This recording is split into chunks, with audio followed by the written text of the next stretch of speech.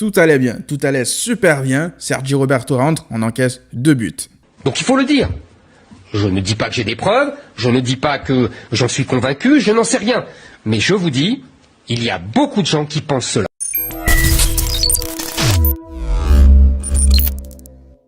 Bonjour à toutes et tous, bienvenue pour le premier débrief de la saison, victoire du Barça. Le Barça s'impose 4-2 face à la Real Sociedad. Alors il y a plein de choses à dire durant ce match. Avant d'aller plus loin, cette vidéo est sponsorisée par l'application OneFootball. C'est l'application numéro 1 qui traite de l'actualité du football dans le monde. Elle est gratuite, elle se trouve sur Android et dans l'App Store. N'hésitez pas à la télécharger à travers mon lien personnel en description, ça soutient la chaîne. Donc tout est en description. Alors avant de parler du contenu du match, c'est important de rappeler que cette victoire-là, elle est ultra importante. Pas uniquement en termes de résultats comptables pour aller gagner la Liga ou potentiellement aller chercher un titre, mais plus pour l'après-Messi, pour gérer, on va dire, mentalement les choses. Parce que ce soir, tu perds ce match ou tu ne le gagnes même pas ce match, ça peut te conditionner en fait pour les prochains matchs qui arrivent pour la suite de la saison, moralement, mentalement, parce que la perte de Messi, elle est inestimable. Donc ces victoires sont ultra importante. C'est important de le rappeler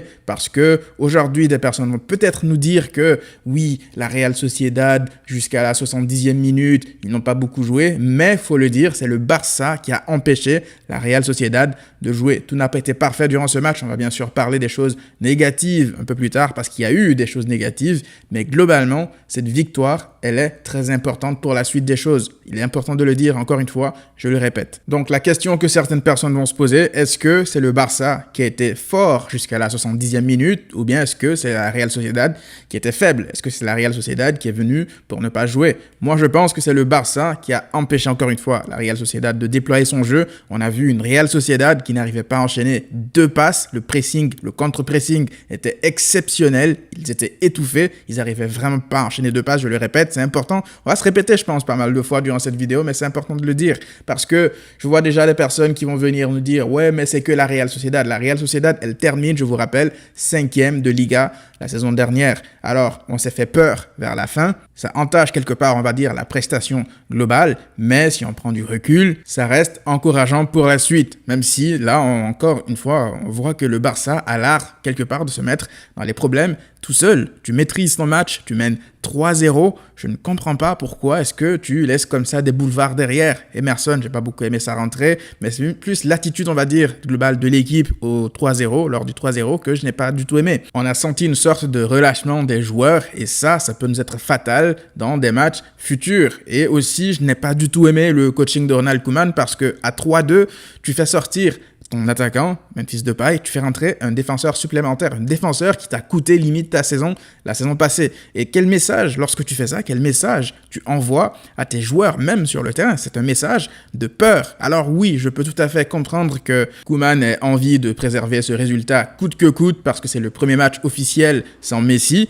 mais ça, c'est inviter aussi, je veux dire, les adversaires à venir nous faire souffrir. Alors on s'en sort bien sur la dernière contre-attaque, Sergi Roberto vient, on va dire, soulager tout le contre nous, mais je ne sais pas si c'est la meilleure approche à avoir lorsqu'on est en souffrance. Après, moi, ça reste le côté négatif uniquement par rapport à Koeman, parce qu'il faut le dire aussi, si on joue à ce niveau durant la grande globalité, la grande majorité, je veux dire, du match, c'est aussi grâce à Ronald Koeman. C'est lui qui agence cette équipe. Martin Braithwaite, c'est lui qui lui fait confiance. Et aujourd'hui, si Ronaldo nous met un doublé plus une passe décisive, c'est bien parce que Koeman lui fait confiance. C'est parce que Koeman lui a fait confiance. Et aujourd'hui, nos meilleurs joueurs offensivement, c'était Braithwaite et Memphis Depay. On va tout de suite parler de Memphis Depay. Aujourd'hui, il ne marque pas, mais il te fait une passe décisive sur un coup de pied arrêté pour l'ouverture du score sur Piqué. Et en plus, il est important dans le 3e but, il me semble, lorsqu'il fait le décalage comme ça pour Jordi Alba entre 2 défenseurs pour que Alba s'entre dans la surface avant que Ronaldo ne termine le boulot.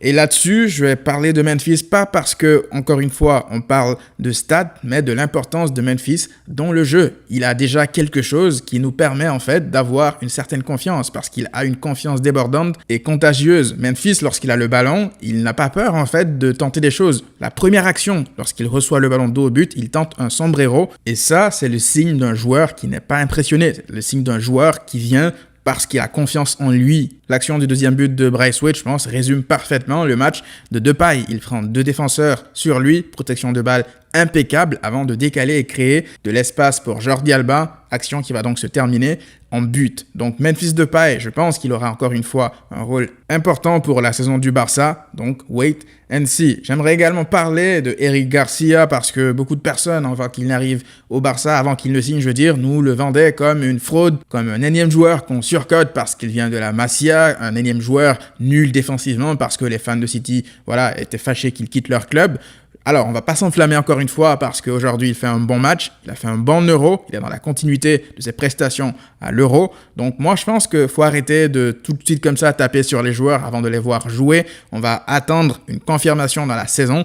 Mais aujourd'hui, je pense que Eric Garcia fait partie de nos meilleurs défenseurs. C'est aussi simple que ça. Aujourd'hui, il fait un match propre. Il fait un match avec de l'anticipation, des relances propres. Et ça, on a besoin de ça. On aura besoin d'un joueur qui ne fait pas d'erreur comme l'anglais. D'ailleurs, comme un symbole, c'est à sa sortie qu'on encaisse 2 buts. Après, évidemment, il n'y a pas forcément de lien de cause à effet par rapport à ça. Mais je pense que lorsqu'il est là, la défense du Barça est plus sereine parce que la première action, le but de la première action de la Sociedad, je veux dire, tout le monde est passif. Et lui, d'ailleurs, avant qu'il ne sorte, il intervient in extremis pour empêcher une frappe à l'entrée de la surface d'un joueur de la Sociedad qui se termine donc en corner. Donc, je pense que Eric Garcia va nous faire du bien durant la saison. Il va juste falloir espérer de le voir tout le temps et de progresser parce qu'il ne faut pas oublier qu'il n'est pas encore à son meilleur niveau. Il a une marge de progression, c'est un jeune joueur. Je pense qu'il peut encore nous apporter beaucoup plus à surveiller. Frenkie de Jong, quant à lui, il commence sa saison avec une passe décisive, lui aussi. Après, j'ai pas senti le Frenkie de Jong de la saison dernière. C'est normal, il revient de blessure et je pense que ça se ressent au niveau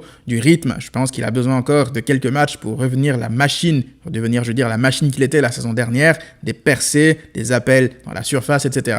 Encore aujourd'hui, il a été, je veux dire, impliqué sur un but, mais j'attends de voir encore plus de Frenkie de Jong. Je pense qu'il peut encore élever son niveau. De toute façon, avec le départ de Messi, tout le monde va devoir élever son niveau. Et là-dessus, on va évidemment parler d'Antoine Griezmann. Moi, je ne peux pas me satisfaire de ce match de Griezmann. Des personnes vont me dire, oui, il est revenu, il a défendu, il a apporté en défense. C'est pas ce qu'on demande à Antoine Griezmann. On demande à Antoine Griezmann d'être bon offensivement d'abord et avant tout. Si vous voulez apprécier un joueur offensif parce qu'il a des actions défensives, je vous suggère d'aller supporter l'Atlético Madrid. Au Barça, on veut que nos joueurs offensifs se démarquent d'abord et avant tout offensivement. Évidemment que ça n'empêche pas d'être important défensivement parce que c'est leur rôle aussi. Mais je veux dire, Griezmann, aujourd'hui, le nombre de pertes de balles offensivement, le nombre d'actions qu'il rate, c'est pas normal à son niveau. C'est pas normal que Depay qui arrive tout de suite comme ça au club ait plus d'impact dans le jeu que lui. Il faut que lui aussi se mette au niveau. Il faudrait que tous les attaquants, encore une fois, se mettent au niveau pour faire oublier Messi. Parce que les 30 buts que Messi marquait la saison dernière, c'est pas avec des actions défensives qu'on va les combler. Il va falloir que tous nos attaquants soient impliqués. Et là-dessus, j'espère que Ronald Koeman fera jouer les joueurs qui méritent